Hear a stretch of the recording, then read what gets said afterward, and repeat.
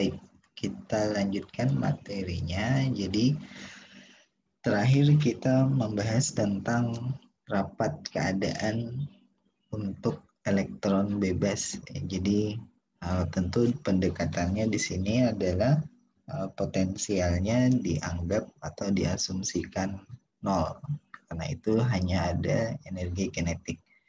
Dan ekspresi atau persamaan untuk menghitung energinya sudah kita dapatkan sebelumnya, yaitu yang di bagian atas ini.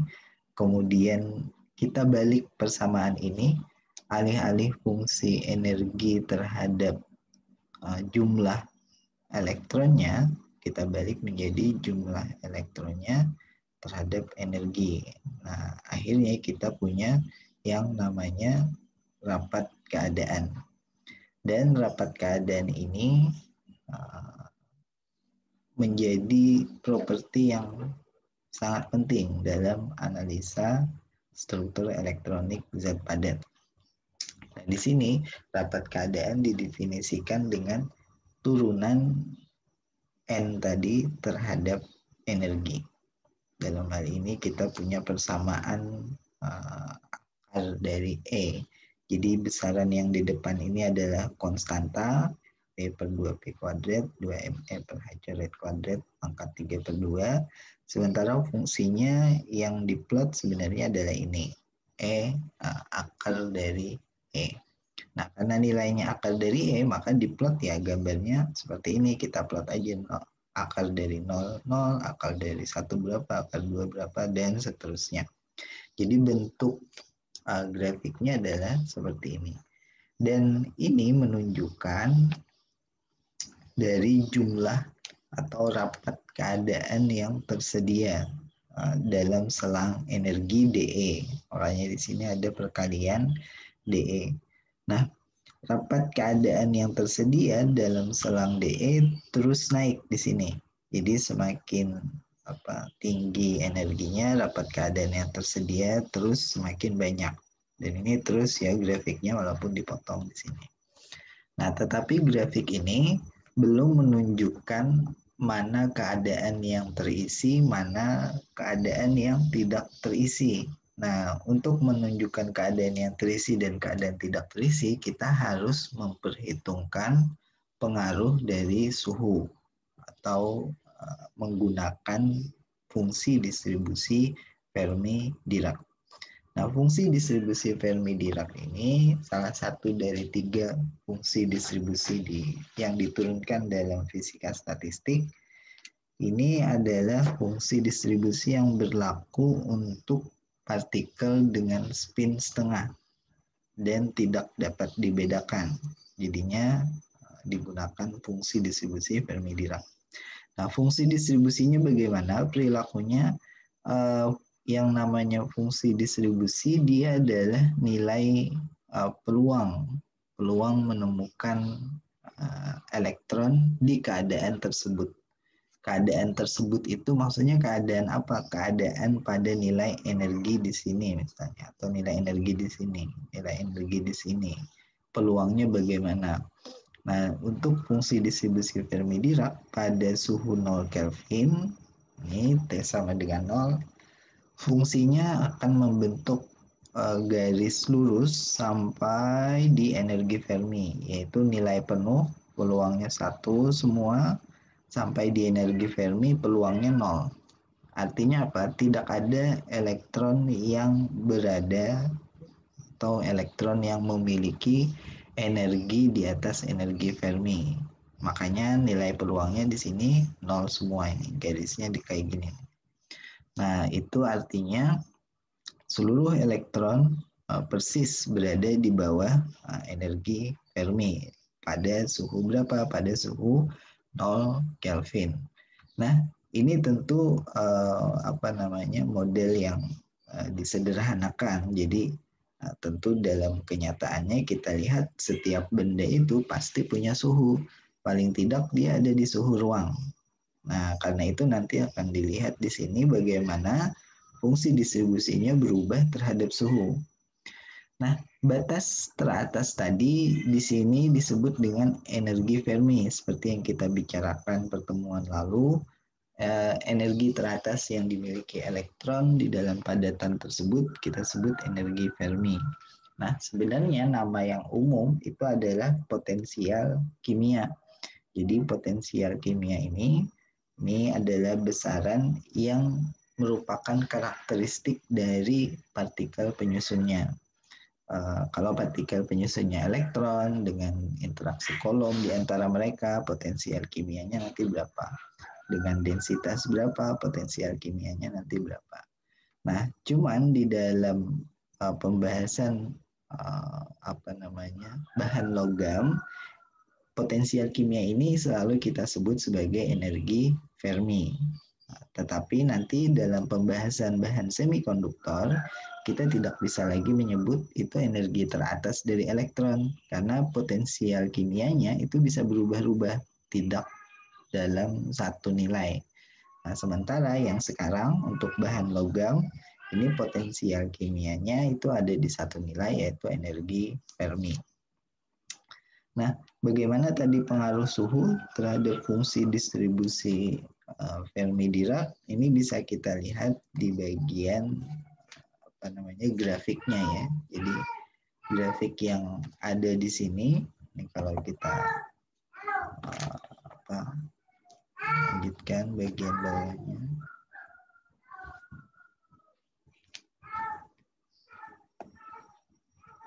Nah, yang seperti ini. Jadi fungsi distribusinya tidak lagi berupa kotak, yaitu satu peluangnya terisi penuh, kemudian tiba-tiba nol setelah energi Fermi, tetapi ada peluang yang muncul di atas energi Fermi, yaitu boleh jadi ada peluang elektron untuk memiliki energi di atas energi Fermi. Nah, peluangnya berapa? Kalau kita anggap ini titiknya setengah di sini, jadi ini kira-kira setengah, 0,5 gitu. Jadi peluangnya 0,5 terus turun, tapi semakin besar energinya jauh dari energi Fermi terus turun sampai 0. Nah, sebelum energi Fermi, peluangnya juga turun karena ini mengimbangi kan. Jadi kalau di sini berkurang luasan yang ini, nanti dia bertambah di luasan yang ini gitu. Itu harus itu harus berlaku. Nah, dalam hal ini kita akan melihat bahwa elektron yang ada di dekat energi Fermi sekarang berkurang jumlahnya atau tidak terisi penuh lagi, seperti halnya di kondisi T sama dengan 0 Kelvin. Nah, fungsi distribusi yang menggambarkan kurva seperti ini adalah 1 per eksponensial E minus potensial kimia atau minus energi Fermi tadi ya di sini. Dibagi KBT bergantung pada suhu, ini ditambah 1. Jadi kalau suhunya naik, ini kurvanya akan semakin landai. Jadi tidak lagi kaku seperti ini. Nah, berapakah lebarnya untuk kurva seperti ini? Ini bisa dihitung dan lebarnya adalah sekitar ini. Sekitar 4,4 kBt. Ini lebar dari kurva distribusi Fermi-Dirac akibat adanya pengaruh suhu. Kelebarannya. Ini yang digambarkan di bagian atas ini. Jadi sekitaran 4 kT lebarnya atau pelebarannya. Nah, kamu akan melihat di sini bahwa suhu 0 Kelvin yang garis putus-putus ini, suhu tertentu yang lebih besar dari 0 Kelvin yang biru dan yang lebih besar lagi yang warna merah.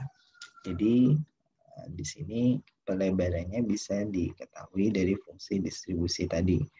Nah, sekarang itu menggambarkan fungsi distribusi, tapi itu kan masih kosongan gitu. Kita belum tahu yang terisi bagian yang mana. Nah, kalau yang terisi tadi ditentukan dari fungsi distribusi Fermi-Dirac di sini, yang bagian kedua ya, Fermi-Dirac yang ini. Sementara yang ini adalah fungsi rapat keadaan GE, yang ini fungsi Fermi-Dirac Fe, maka gabungan dari keduanya ini menunjukkan rapat keadaan yang terisi. Jadi kalau ini kita tuliskan, ini sebenarnya adalah rapat keadaan yang terisi oleh elektron. Jadi kita walaupun tidak disebutkan, tapi kita memahami bahwa ini maksudnya adalah terisi oleh elektron. Nah, yang mana yaitu gambar yang di sini diarsir dengan warna kuning atau orange. Sementara rapat keadaannya sebenarnya punya fungsi terus sampai naik di sini ya. Tetapi yang terisi hanya ini saja.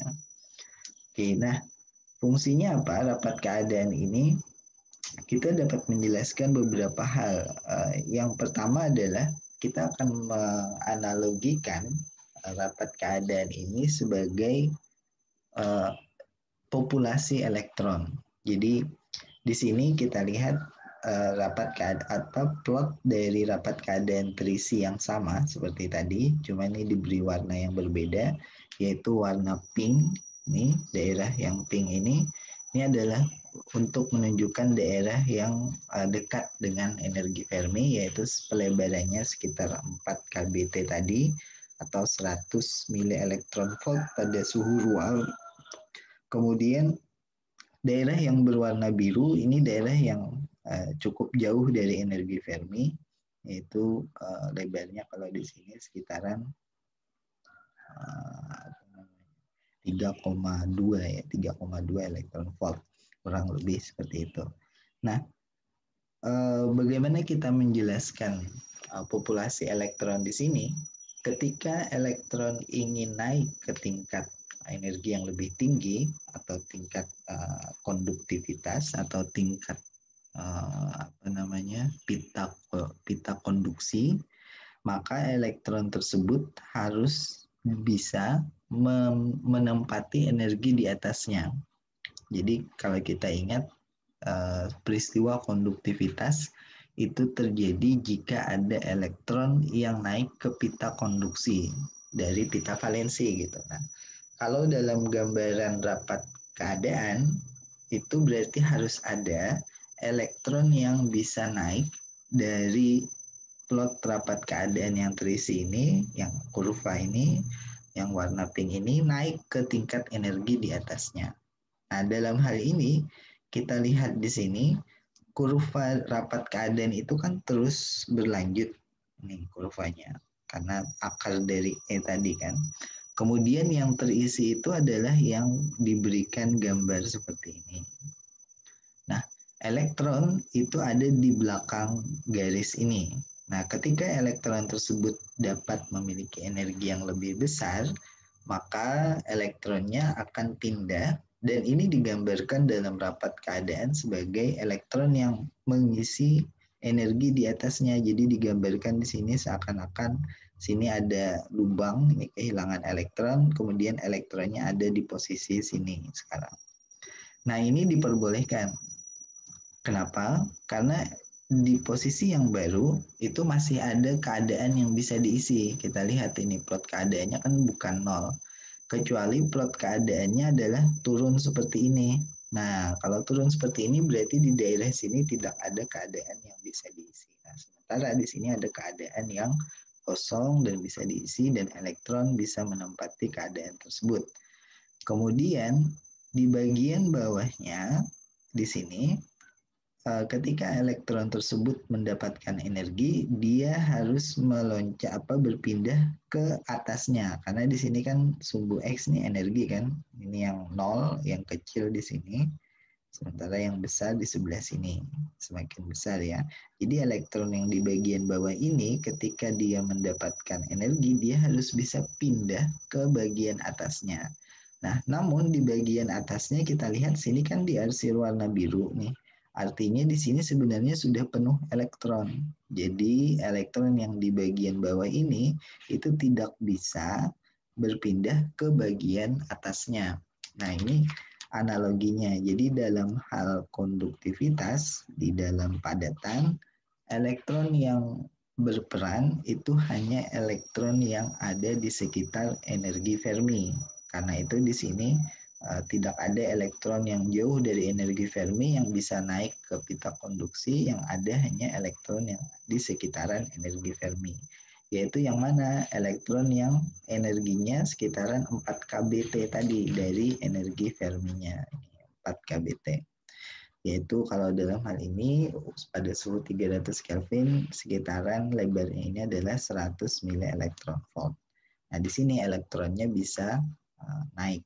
Nah, angka 100 mili elektron volt ini penting. Kenapa? Karena di sini dia menjadi acuan apakah elektron bisa meloncat ke pita konduksi atau tidak.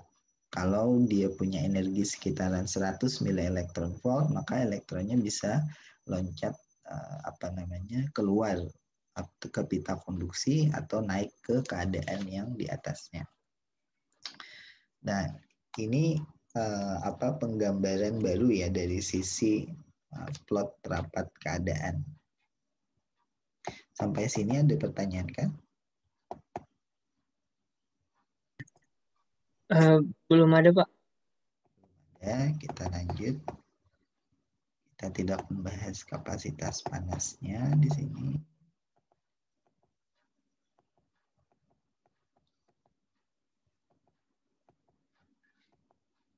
Nah, sekarang kita bahas bagian yang kedua mungkin. Kalau tadi rapat keadaan bagian yang pertama, ini bagian yang kedua yang terjadi di dalam padatan, yaitu adanya proses screening namanya.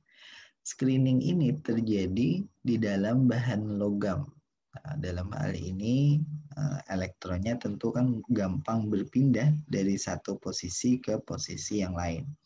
Nah, seperti yang kita tahu di dalam bahan logam, gambaran sederhananya modelnya itu adalah ini ada inti ion, titik di mana atomnya berada, seperti yang kita bicarakan, kemudian ini ada elektron. Nah, dalam plot potensial, energi potensial, ini gambarnya seperti yang kita lihat di halaman ini ya. Jadi ini plot energi potensial dengan sumbu X itu adalah jarak dan 0 diberikan untuk titik di mana atomnya berada, sehingga semakin ke kanan positif, semakin ke kiri negatif, ini jarak saja. Kemudian sumbu Y-nya adalah energi potensial.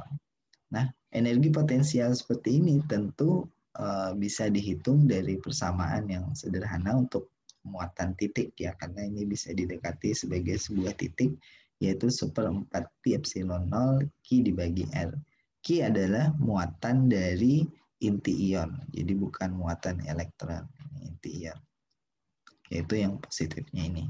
Nah, apa yang terjadi pada saat elektron dalam bahan logam yang dia dapat berpindah dan bergerak kemana-mana di seluruh wilayah luasan di logam tersebut, maka ketika ada muatan inti ion yang positif seperti ini ada elektron, ada semacam lapisan elektron yang mengumpul.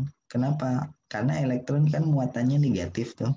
Sementara inti ion kan muatannya positif. Jadi yang terjadi adalah terbentuk satu screening atau satu kalau di Indonesia kan satu penebalan, bukan penebalan, screening. Satu screening di antara atau di sekeliling dari inti ion ini.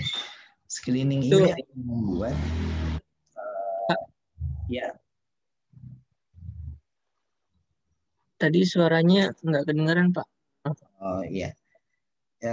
Jadi yang terjadi di dalam bahan padatan adalah elektron itu mengumpul di sekitaran inti ion, dan elektron ini tertarik ke inti ion karena ada gaya Coulomb. Jadi terbentuklah di sekeliling inti ion ini seakan-akan ada screening atau ada penebalan ya, atau penutupan inti ion. Dan ini karena 3 dimensi kan ini bola sebenarnya, tetapi di sini hanya diplot untuk 1 dimensi. Nah, bentuknya seperti apa perubahannya terhadap energi potensial akibat screening tersebut adalah energi potensialnya tidak lagi melebar Jadi kita lihat di sini yang awalnya energi potensialnya melebar, jadi pengaruh inti ion itu sampai jarak -4 dan 4.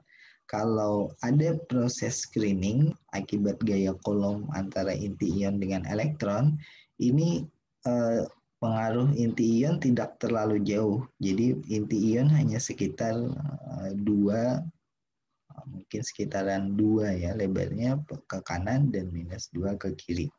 Dan ini adalah radius Thomas Fermi. Thomas Fermi nama orang. Jadi radius Thomas Fermi ini dikenal dengan radius di mana screening tersebut berlaku. Jadi di bawah 2 elektron bisa merasakan potensial dari inti ion. Tapi di atas 2 elektron tidak bisa merasakan potensial dari inti ion. Artinya apa? Elektron merasa dia tidak ada inti ion gitu. Jadi ini yang menjadikan model elektron bebas itu cukup bagus dalam menggambarkan properti bahan padat. Akibat apa? Akibat ada proses screening ini. Yaitu apa? Yaitu ketika elektron berada jauhnya lebih besar dari RTF, ini jari-jari Thomas Fermi, maka elektron tidak melihat atau tidak dipengaruhi oleh inti ion.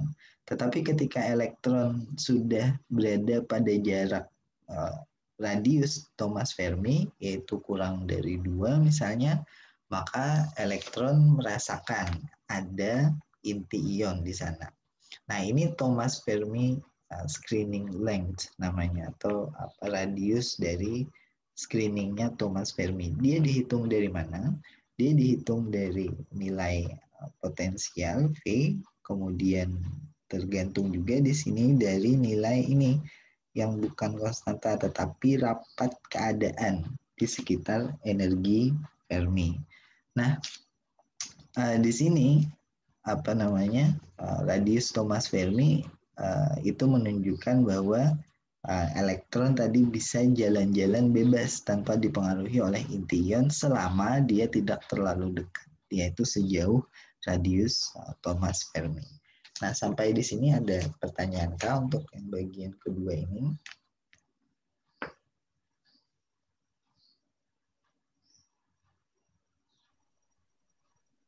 Belum ada, Pak. Belum ada. Oke, tunggu sebentar ya.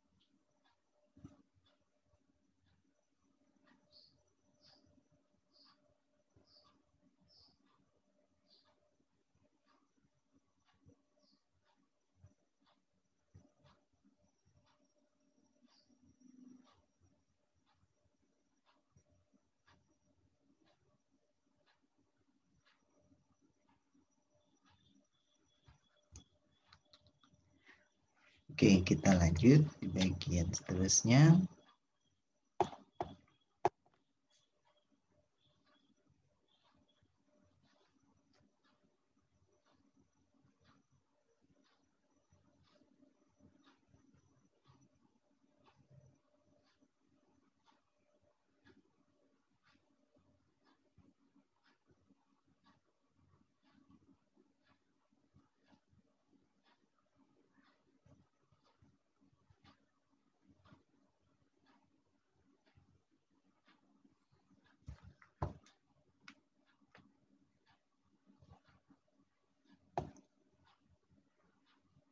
Nah, ini review ya untuk yang gambar ini. Jadi model elektron bebas yang tadi kita gambarkan sebagai rapat keadaan yang terisi, yang warna kuning ini.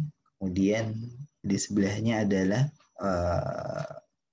pita energi yang kita turunkan secara kualitatif dari atom yang kemudian saling mengumpul sehingga terbentuklah pita energi di antaranya.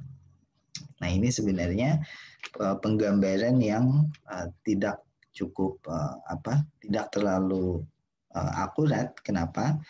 Karena di sini kita hanya mengandalkan interaksi dari atom dengan atom tersebut, jadi tidak masuk dalam padatan. Jadi gambaran yang sebelah kanan ini akan kita ganti menjadi pendekatan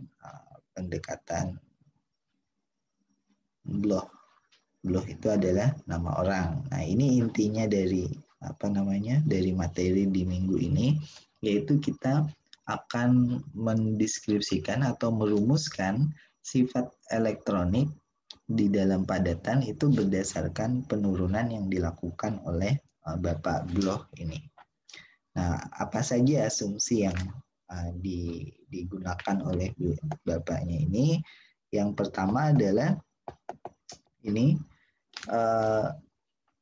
potensial yang ada yang tadinya dianggap nol untuk elektron bebas dan sekarang potensial ini ada, itu mengikuti simetri dari kristal. Artinya ketika dia digeser sejauh vektor Kisi, maka potensialnya nilainya tidak berubah, yaitu sama gitu. Jadi dia berulangnya sejauh vektor Kisi. Nah, karena itu persamaan Schrödinger-nya di sini memasukkan fungsi potensial. Nah, fungsi potensial ini kemudian akan berpengaruh terhadap fungsi gelombang yang didapatkan. Jadi seperti biasa kalau kita menyelesaikan persamaan Schrödinger, potensial itu akan sangat menentukan bagaimana solusi fungsi gelombangnya.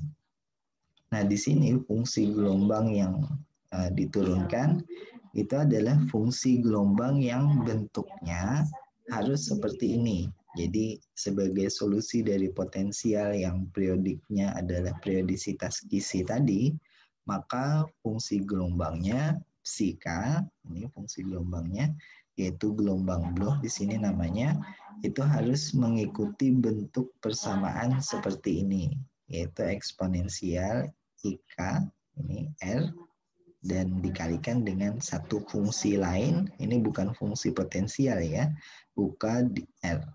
Nah, kalau kamu perhatikan di sini, ini ada besaran baru di sini yang masuk dalam masuk dalam persamaan, yaitu nilai K-nya ini ya. Ini ada K. Jadi fungsi ini memiliki beberapa variasi nilai K. Nah, begitu juga dengan fungsi U kecil. U kecil ini sekali lagi bukan potensial, tetapi U kecil ini adalah fungsi biasa yang memiliki periodisitas Kisi. Dan ini karena itu dituliskan di sini UKR kecil sama dengan UKR kecil tambah vektor Kisinya R besar. Jadi nilainya tidak berubah. Sama seperti potensial tadi ini. Potensial digambarkan sebagai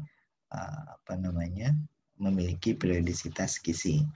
Nah, kemudian eksponensial IKR ini apa? Ini fungsi juga yang dia fungsinya bergantung pada nilai K juga. Jadi ini fungsi yang kita kenal dengan plane wave biasanya.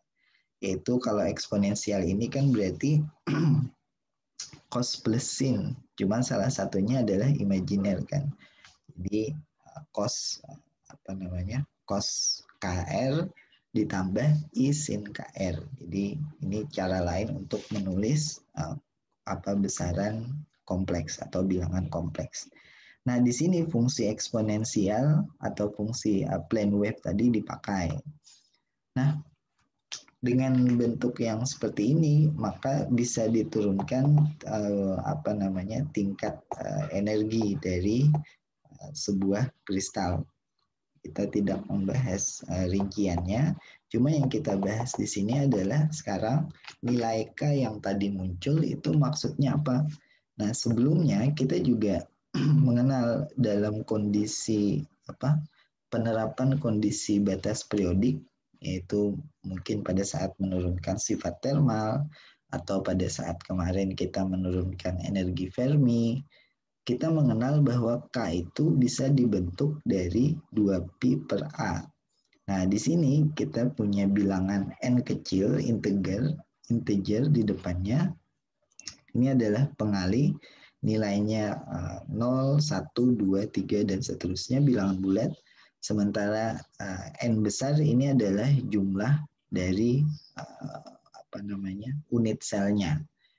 Jadi dalam sebuah kristal, N ini akan sangat banyak. Jadi jumlah unit sel katakanlah dalam 1 cm kubik atau dalam 1 mm kubik kristal garam yang garam dapur itu kristalnya 1 mm kubik biasanya lebarnya.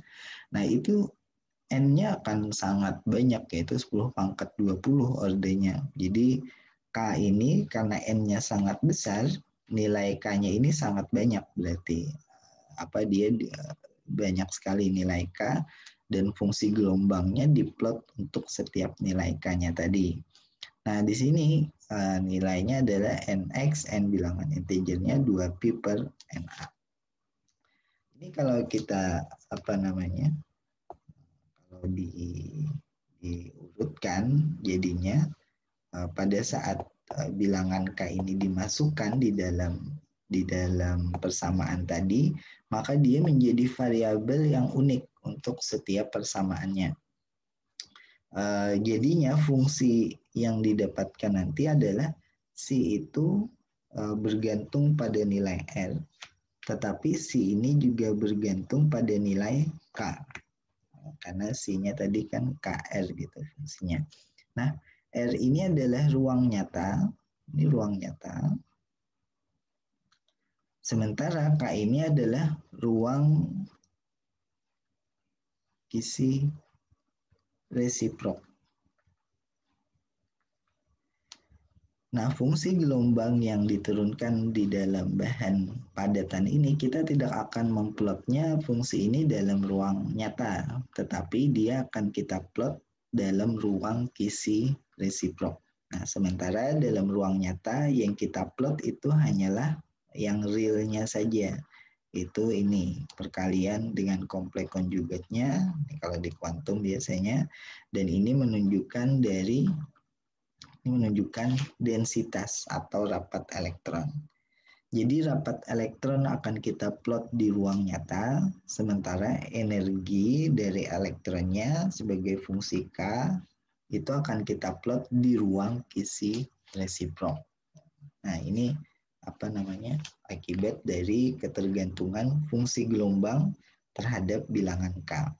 Nah, karena dia diplot di ruang kisi resiprok, makanya di sini nilai K itu sebenarnya pecahan dari nilai B. B itu apa? B ini adalah vektor kisi resiprok. Yaitu apa? Yaitu 2pi per A. Jadi setiap kita menghitung panjang vektor kisi resiprok, maka nilai yang muncul adalah 2pi per A. Dan 2pi per A ini adalah vektor kisi resiproknya. Nah, vektor kisi resiprok tentu ada di ruang kisi resiprok, bukan di ruang nyata gitu. Dan dia bukan ditulis sebagai R, tetapi di sini disimbolkan sebagai B. Nah, vektor kisi resiprok B, nilai K itu berada di ruang kisi resiprok tadi. Nah, kita tidak masuk dalam pembuktian di sini. Dia membuktikan bahwa perumusan yang digunakan oleh Bapak Bloch itu benar. Nah, kita tidak masuk di situ, tetapi kita membahas di sini pengaruhnya bagaimana. Nah, mungkin ini gambaran yang bagus.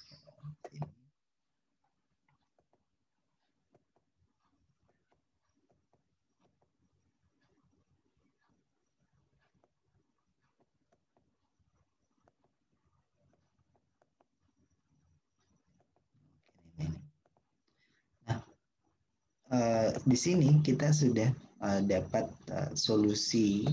Jadi solusi dari persamaan Schrödinger-nya untuk fungsi gelombang yang memenuhi periodisitas Kisi tadi potensialnya, dan juga fungsinya adalah fungsi Bloch.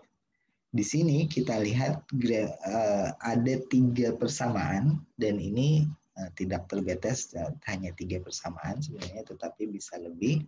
Tetapi yang diplot di sini adalah 3 persamaan saja. Diplotnya di mana? Diplotnya adalah di ruang K, yaitu sumbu X di sini. Nah, ini sumbu X-nya, ini adalah ruang K. Sementara sumbu Y-nya, ini adalah energi. Jadi ini energinya. Nah, grafiknya seperti ini ya.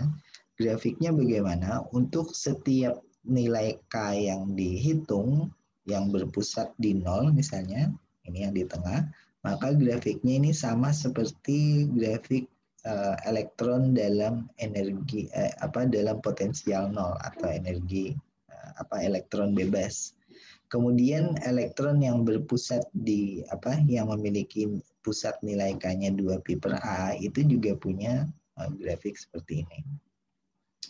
Dan seterusnya di sebelahnya juga seperti itu. Nah, pengaruhnya bagaimana? Dari 3 persamaan yang diplot ini, masing-masing merupakan solusi dari persamaan Schrödinger. Sebenarnya di sini muncul periodisitas atau pengulangan. Jadi kita tidak perlu memplot semua nilai K. Jadi kita lihat di sini pengulangannya terjadi di setiap besaran vektor Kisi resiprok, yaitu 2pi per A tadi. Misalnya di sini 0 ke 2pi per A, bentuknya sama fungsinya, yaitu seperti kurva ini juga. Jadinya sebenarnya kita tidak perlu memplot semua nilai K, tetapi kita hanya mengambil sampling atau mengambil representasi yang mewakili dari plot semuanya ini. Nah, representasinya itu adalah antara 0 sampai pi per A. Jadi di sini ada pi per A, di sini ada minus pi per A, yaitu lebarnya 2pi per A ya, sama seperti lebar vektor Kisi resiprok. Dan ini kita kenal dengan ruang Brillouin zone yang pertama.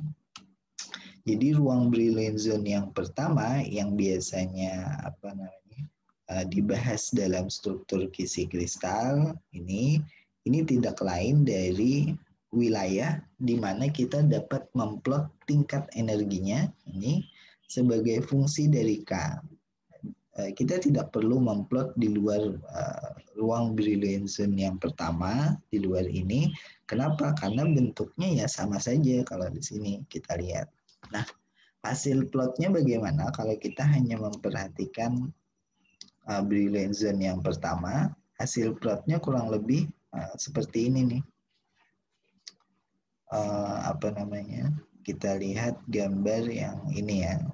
Nih, mungkin yang ini aja nih. Kita lihat gambar yang ini di ruang Brillouin zone pertama, ini aku plot di sampingnya dengan tinggi yang kira-kira juga sama seperti ini. Di ruang Brillouin zone yang pertama ini titik tengahnya ya. Kemudian di sini, nah hanya seperti ini saja. Ini juga seperti ini. Nah, ini aja plotnya. Jadi di sini adalah 0, di sini adalah pi per A, ini adalah minus pi per A, dan ini adalah di ruang K atau ruang Kisi resiprok, sementara di atas ini adalah energi. Ini maksudnya apa? Maksudnya adalah ketika elektronnya itu punya K sama dengan 0, yaitu yang di sini ya, elektron punya K yang sama dengan 0, maka energinya hanya boleh ada di sini, kemudian energinya hanya boleh ada di sini. Jadi untuk elektron dengan K sama dengan 0, energinya hanya boleh ada 2 nilai, yaitu E1 dan E2. Ini E1 di sini, ini E2 di sini. Dan seterusnya, untuk K yang misalnya nilainya adalah pi per A, yang ini, energinya hanya boleh ada di E3, dan juga di sini energinya hanya boleh ada di E4. Jadi untuk K sama dengan pi per A atau minus pi per A sama aja. dia hanya boleh punya energi E3 dan hanya boleh punya energi E4. Oke. Nah, di sini penggambaran pita energi kita lebih akurat dibandingkan yang secara kualitatif pada saat kita mendiskusikan atom sodium. Nah, kemudian ini kalau elektron bebas tadi bentuknya memang seperti itu, tetapi apa yang terjadi ketika ada potensial yang dimasukkan yang potensialnya mengikuti periodisitas Kisi tadi? Yang terjadi adalah ada pita energi yang terbuka.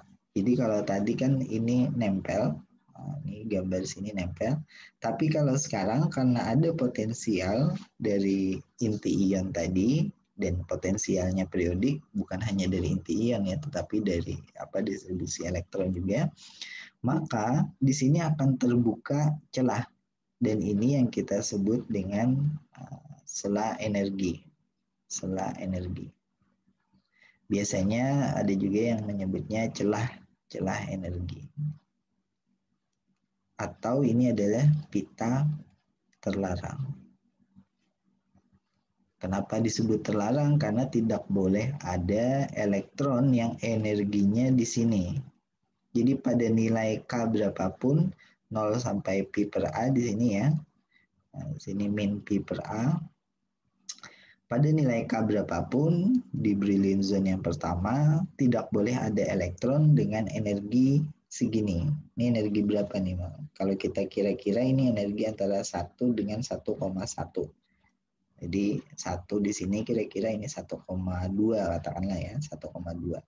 2 di sini. Jadi pada nilai K berapapun, pada K berapapun, tidak boleh ada energi elektron yang nilainya antara 1 sampai dengan 1,2. Jadi menentukan. Jadi gambar grafik ini, pita energi ini yang baru ini menentukan energi yang boleh dimiliki oleh elektron. Nah, yang tidak boleh kita sebut sebagai sela energi atau celah energi atau pita terlarang. Elektron tidak boleh punya energi di nilai tersebut. Nah, jadinya kita punya gambaran yang lebih akurat dibandingkan model yang sebelumnya kita plot di sini yang untuk atom Na. Nah, bagaimana kalau pengaruhnya terhadap pita energi secara keseluruhan? Mungkin bisa kita lihat dulu sebelum.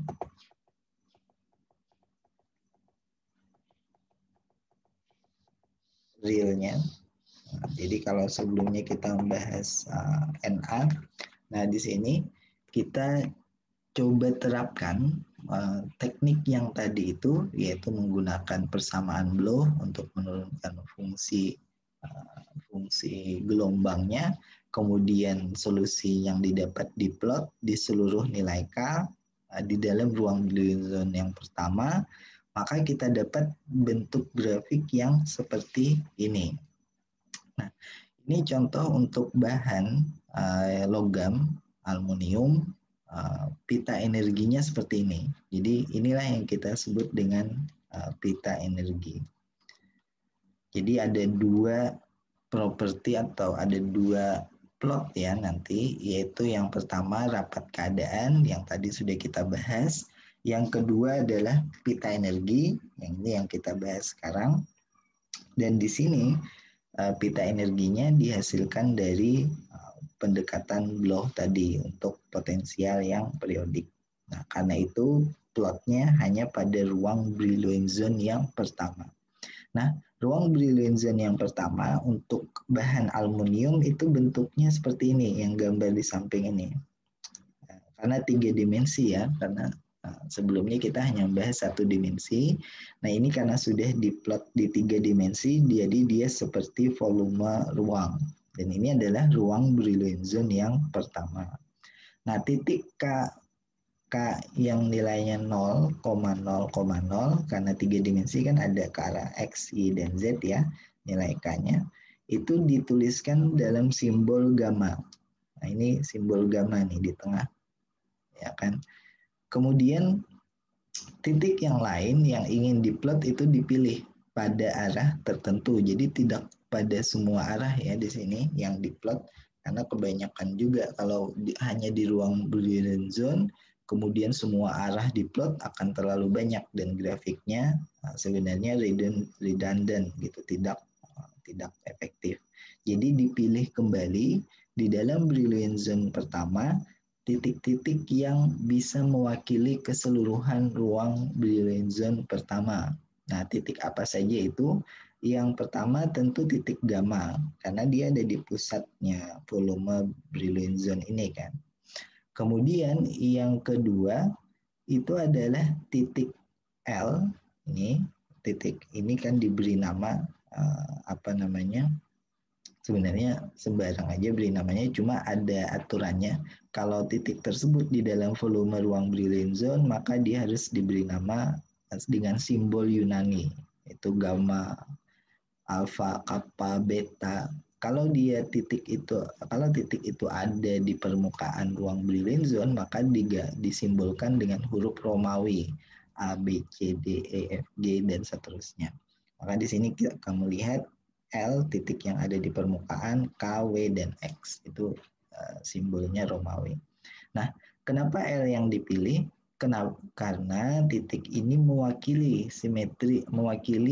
ruang Brillouin zone atau posisi Brillouin zone yang lain. L ini kan berulang di dalam ruang Brillouin zone yang pertama. Yaitu di mana dia berulang, ini juga L. Nah, sama itu L. Di sini juga L. Sini juga L. Dan seterusnya di balik-baliknya itu juga ada L. Jadi cukup gamma dengan L sekarang. Nah, selain L dipilih juga titik K. Kenapa dipilih titik K? Karena titik K ini mewakili simetri titik yang lain.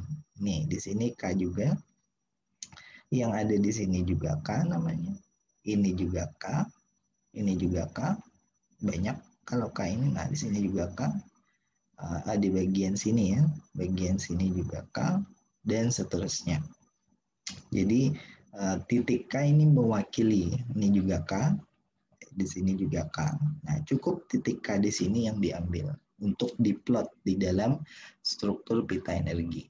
Nah, titik W juga begitu. W ini mewakili ini nih. Nah, ini mewakili titik W, ini sama, ini W juga. Di sini juga untuk segi empatnya ini W juga, pusatnya ini sama. Jadi ini mewakili pula untuk gambar dari plotnya. Nah, X apalagi X ini kan titik yang tengahnya, jadi cukup mewakili di sini titik X itu tengahnya yang segi 4 ya, yang di sini. Oke, jadi artinya apa? Titik yang dipilih tidak semuanya di dalam ruang Brillouin zone yang pertama, tapi hanya titik-titik yang dapat mewakili untuk diplot. Nah, arah dari plottingnya sebenarnya juga sembarang, karena di sini kita punya lintasan yang bisa dimulai dari gamma ke X ke W ke K ke L atau gamma ke L. Jadi ini tergantung pilihan aja. Cuma biasanya orang-orang akan memilih lintasan yang cukup representatif.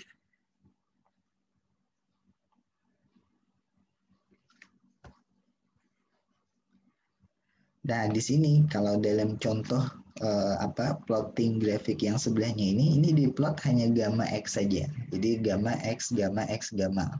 Ini berarti dia hanya gamma, ini titik yang di tengah sini gamma X di sini. Jadi yang diplot hanyalah nilai K antara gamma dengan X, yaitu garis yang ini yang diplot. Apanya yang diplot? Energinya. Jadi energi yang boleh dimiliki elektron diplot hanya di gamma X, gamma X. Nah, kamu lihat di sini gamma X dengan ke X gamma itu cerminan saja dia. Artinya dia memenuhi prinsip simetri kan. Jadi sebenarnya gamma ke X ini sudah cukup mewakili, yaitu plotnya adalah seperti ini. Ini energi yang boleh dimiliki elektron, kemudian di sini naik ke sini. Nah, itu gamma X. Nah, kalau ini kita teruskan plotnya, ke titik ruang K yang lain, maka gambarnya sebenarnya seperti ini. Jadi daripada mengulang gamma X, ini diteruskan gamma ke X, ke W, berarti gamma ke X ini, ke W, ke sini, dan seterusnya diplot ya. Gamma X, W, K, L, gamma.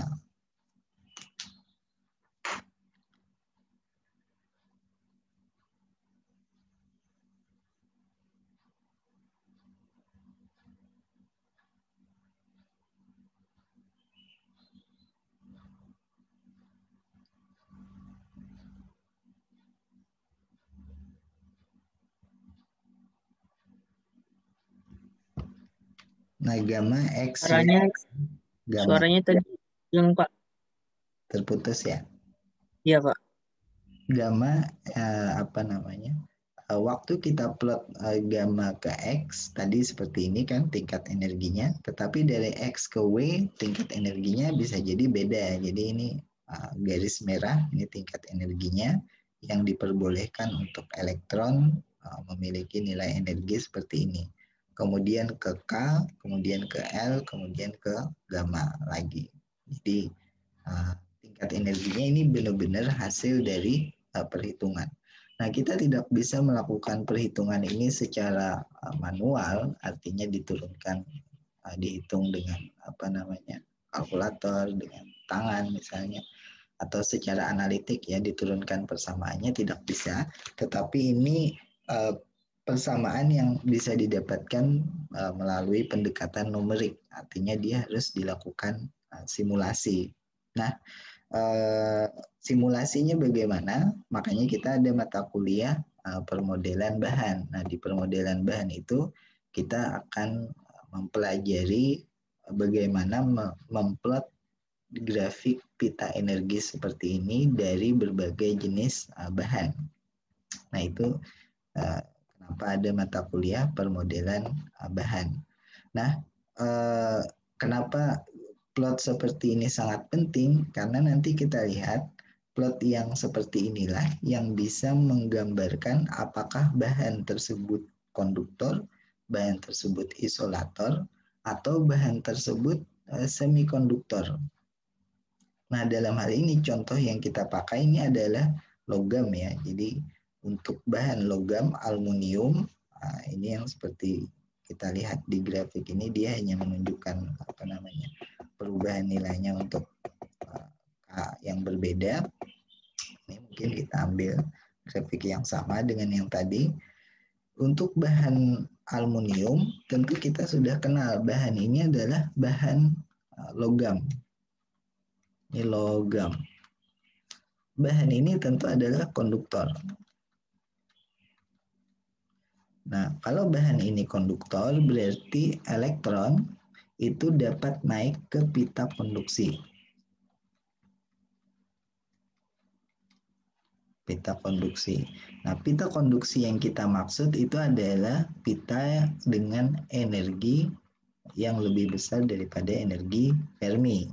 Artinya dalam plot seperti ini yang dimaksud pita konduksi itu adalah ini, yaitu dari energi Fermi ini ya. Energi Fermi 0 garisnya ini ke atas, itu adalah pita konduksi. Nah, ini pita konduksi, sementara yang ke bawah ini adalah pita valensi.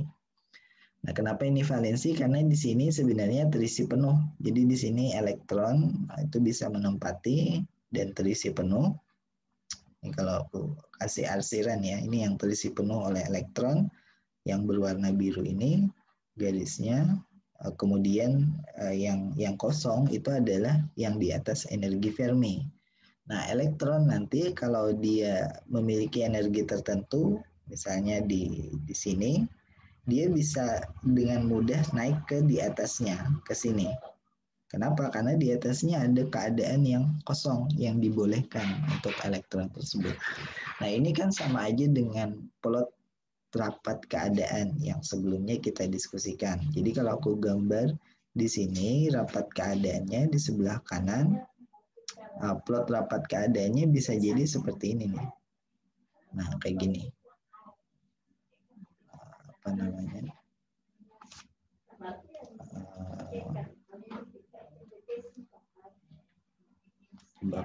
yang lebih ini, yang lebih ini kayak gini jadinya. Nah, ini plotnya. Kita lihat energi Fermi ada di bagian sini.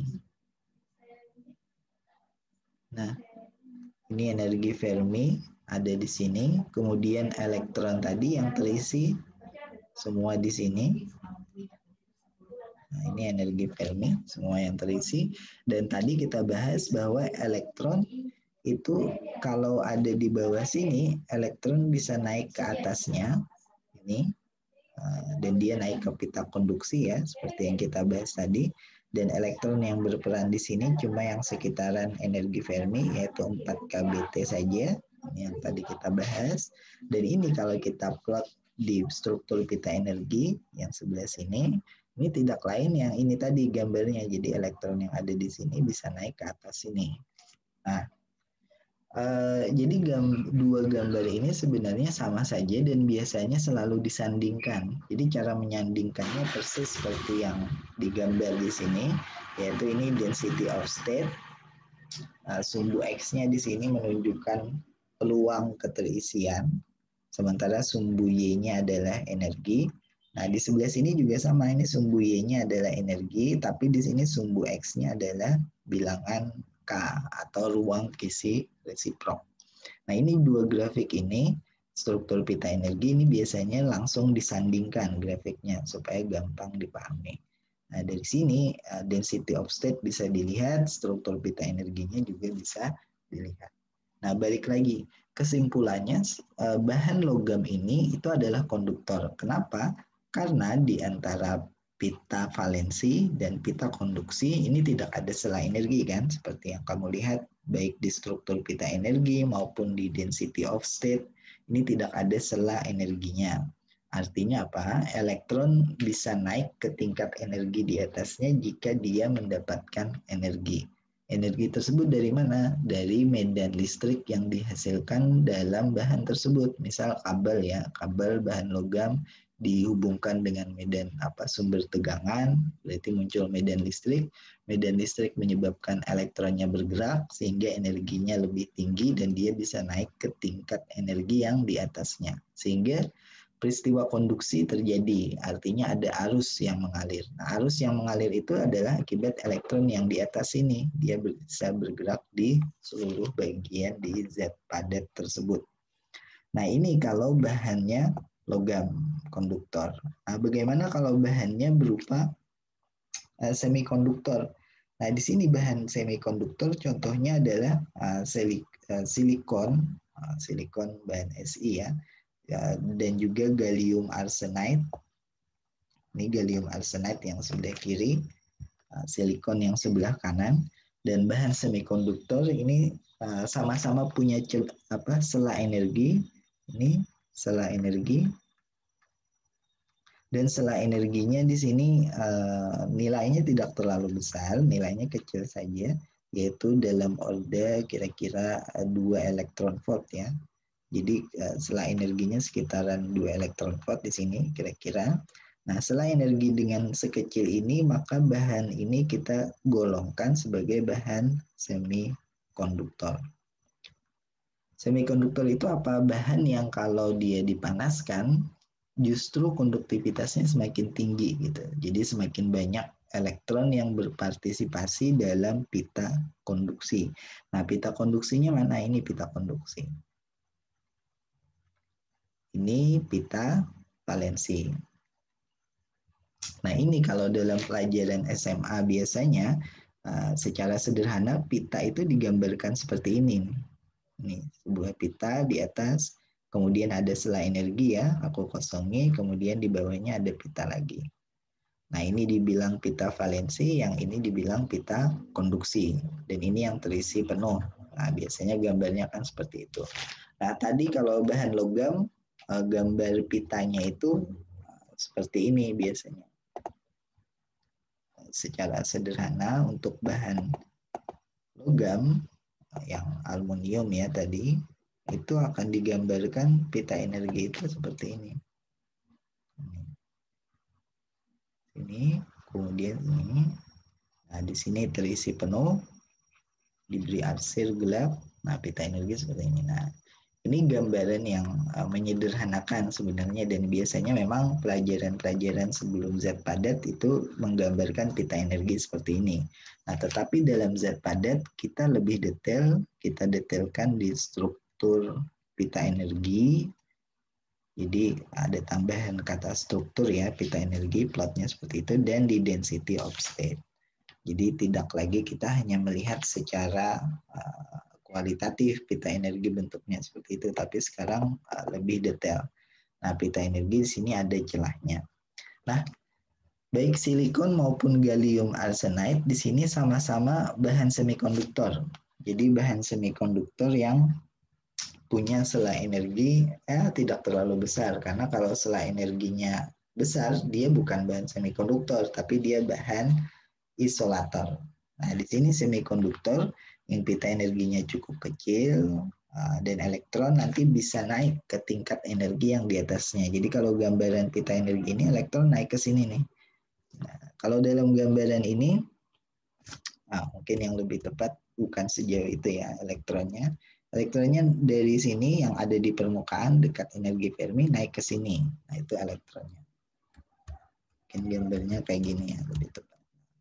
Kosong, lubang ditinggalkan, kemudian elektronnya pindah di sini.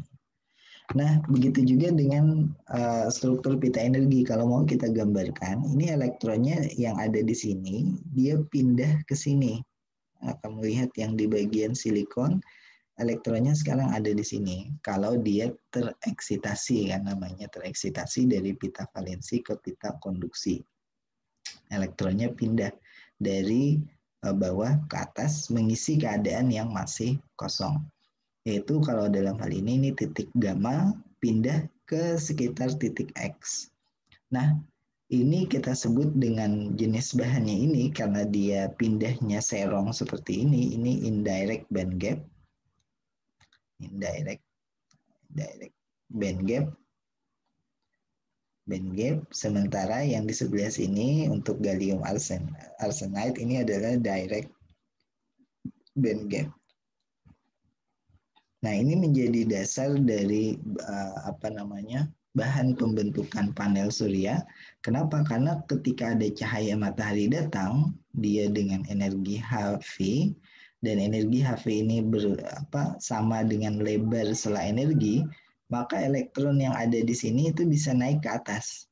Nah, kalau bahan gallium arsenide naiknya langsung, kamu lihat nilai K-nya tidak berubah, dan dia disebut direct band gap.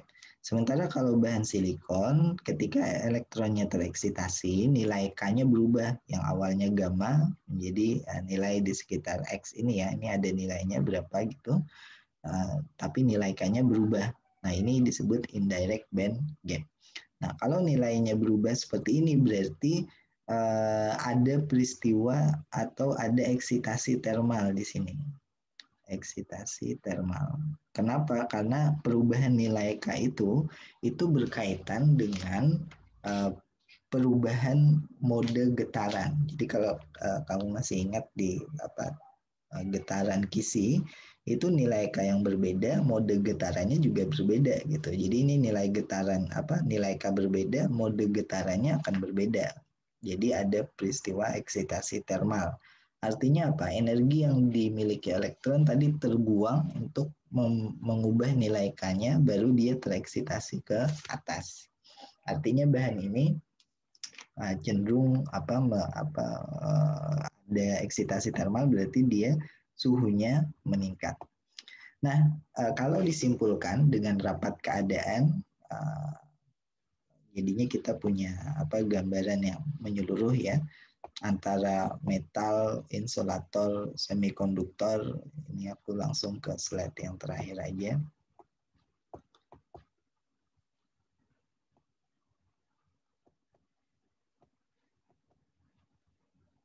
Ke sini nih. Antara metal, isolator, semikonduktor itu bagaimana? Nah, di sini kita punya rapat keadaan yang terisi.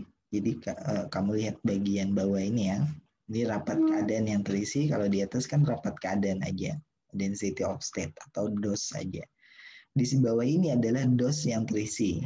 Ini dos yang sudah dikalikan dengan fungsi distribusi Fermi-Dirac tadi, yaitu dengan energi Fermi ataupun mu konstanta chemical tadi dengan faktor suhu ya. Di sini dos dikalikan fungsi distribusi.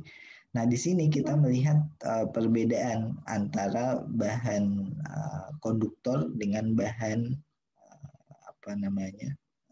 semikonduktor dengan bahan isolator. Nah, kalau yang kita lihat di sebelah kiri ini contohnya di sini, ini menggambarkan sebuah bahan konduktor. Sementara yang sebelah kanan ini menunjukkan sebuah bahan, bisa dia insulator, bisa dia semikonduktor, tergantung dari lebar celahnya ini. Kalau lebar celahnya cukup besar, di atas 3 elektron volt, biasanya kita anggap dia sebagai insulator. Kalau lebar celahnya cukup kecil, di bawah 3 elektron volt, kita anggap dia sebagai semikonduktor. Nah, yang menentukan karakteristik ini selain dari lebar celahnya, itu juga adalah posisi dari potensial kimia atau energi Fermi. Nah, kalau dalam bahan logam, energi Fermi kan sama dengan potensial kimia nih. Dia terletak di sini, dia membatasi daerah di mana yang terisi dan yang kosong. Sementara kalau yang bahan semikonduktor atau isolator, potensial kimianya terletak di sela-sela energinya atau di celah energi di sini. Jadi kita tidak melihat potensial kimia ini ada di pita energinya. Ini pita valensi ya yang kita kenal tadi. Ini pita valensi, ini pita konduksi. Setelah potensial kimia atau energi Fermi posisinya di sini, justru di sela-sela energi. Nah, itu menunjukkan dia adalah bahan insulator atau dia bahan semikonduktor. Nah, kapan dia semikonduktor, kapan dia isolator, tergantung dari lebar dari sela energinya. Jadi kalau kalau potensial kimianya itu terletak ini seperti ini ya, dia mau memberikan contoh ini. Kalau dalam struktur pita energi, kita lihat di sini, ini potensial kimia menembus dari pita energinya, maka pertanyaannya ini metal atau ini semikonduktor? Jawabannya apa? Ini logam kah atau ini semikonduktor kah? Kalau menurutmu? Semikonduktor, Pak. Kenapa semikonduktor? Dari itu, Pak. EF-nya. EF-nya justru menembus pita. Ini EF-nya kan Iya. Nah, ingat kalau dia menembus pita, berarti elektron yang ada di sini bisa langsung naik ke sini nih. Elektron ada di sini bisa langsung naik ke sini. Beda halnya kalau EF-nya tidak menembus pita. Nah, elektron yang ada di sini nggak bisa langsung naik ke atasnya, tapi harus loncat lebih jauh ke sini. Nah, kalau EF-nya menembus pita seperti ini, seperti yang tadi di rapat keadaan, dia itu adalah bahan logam. Jadi bukan semikonduktor. Nah, kalau EF-nya tidak menembus pita, ini yang di bawahnya. Nah, seperti ini nih, contohkan. Dia bisa jadi semikonduktor, bisa jadi isolator, tergantung dari lebar celahnya ini. Kalau lebar celahnya tadi tidak terlalu besar, berarti dia semikonduktor. Nah, yang seperti ini juga, ini kalau energi Fermi-nya menembus pita, ini berarti logam atau metal dalam hal ini. Nah, bagaimana kita menentukan posisi energi Fermi ya tergantung dari pengisian elektron. Itu maksudnya yang slide ini. Jadi elektronnya terisi sampai mana, diplot, disitulah energi Fermi. Nah, Ini contoh yang untuk Al tadi, energi Fermi benar-benar menembus pita energinya, sementara untuk silikon yang semikonduktor, energi Fermi ada di sini. Justru di permukaan pita valensi, habis itu ada sela energi. Ini dari gambar struktur pita energi saja dia menunjukkan bahan tersebut dia termasuk semikonduktor atau termasuk isolator atau termasuk konduktor. Oke, di sini dia kasih contoh untuk jenis padatan yang lain dan kita tidak membicarakan itu. Untuk padatan yang grafine di sini dia kasih contoh. Nah, kita terbatas sampai di sini aja, memahami struktur pita energi dan rapat keadaan, menentukan dia konduktor, isolator, atau semikonduktor. Oke, sampai sini ada pertanyaan kah?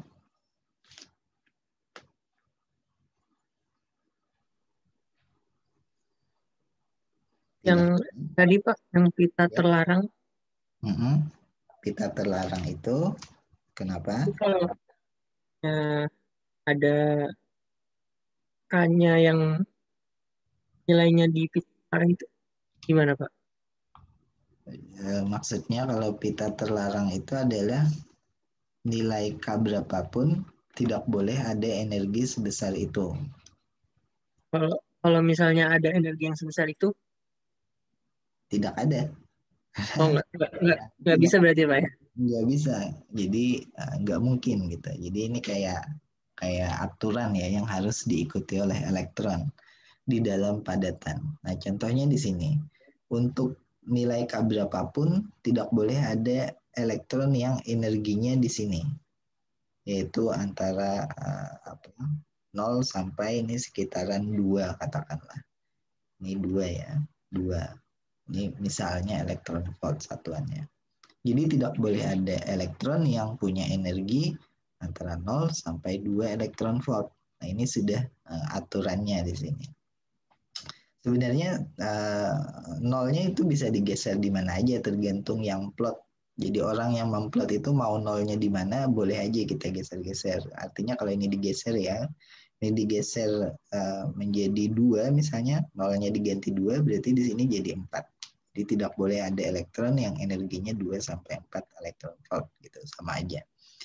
Cuman batasan ini benar-benar harus diikuti oleh elektron. Jadi tidak boleh elektron di dalam padatannya ini memiliki nilai energi yang sembarang. Dia ditentukan dari struktur pita energinya. Dan karena tidak boleh elektron punya energi sebesar itu, maka ini disebut dengan pita terlarang tadi atau apa namanya? Sela energi atau celah energi. Celah energi. Jadi tidak ada elektron yang boleh punya nilai energi sebesar itu. Ini dikasih arsiran warna, ini tambahan aja. Struktur pita energinya adalah yang garis hitam-hitam ini. Bagaimana cara menghitung ini? Ini secara simulasi biasanya ataupun secara eksperimen. Jadi secara eksperimen ada alatnya, itu seperti yang ada di cover bukunya Pak Hoffman ini. Itu adalah hasil eksperimen untuk pita energi, sementara secara simulasi dia yang kayak kita lihat di layar sekarang ini. Ini secara simulasi. Simulasinya adalah simulasi numerik, dan kalau tertarik di sini bisa membahasnya di mata kuliah pilihan permodelan bahan, ataupun kalau tertarik melakukan tugas akhir di sini tanpa perlu eksperimen, hanya simulasi aja, butuh laptop aja seperti Lana. Nah, ini hanya perlu laptop aja, itu bisa membuat tugas akhir dari sini. Oke, ada pertanyaan lagi sampai di sini? Itu aja Pak. Oke, kalau begitu kita potong sampai di sini materinya minggu ini, dan minggu depan kita masuk ke pembahasan yang lebih detail tentang bahan semikonduktor. Jadi lebih detail tentang struktur pita energi ini, tetapi untuk bahan yang semikonduktor. Oke, jangan lupa tugasnya adalah catatan Itu udah dibuat Pak portalnya, Yang apa? yang resume catatan. Resume. Oh, linknya ya belum. Nanti aku kasihkan linknya ya di LMS-nya. Jadi link untuk ke apa namanya resume, kamu upload resume catatannya di Google Drive aja, tapi linknya aku tempel di LMS nanti. Atau di LMS bisa upload sendiri ya di sana. Oke, jadi tiap minggu kamu apa scan aja atau foto, jadi scan kan sekarang foto bisa jadi scan, itu dikumpulkan dalam bentuk PDF-nya, upload aja di situ untuk catatan kuliah yang minggu ini. Oke, cukup sampai di sini. Terima kasih. Assalamualaikum warahmatullahi wabarakatuh.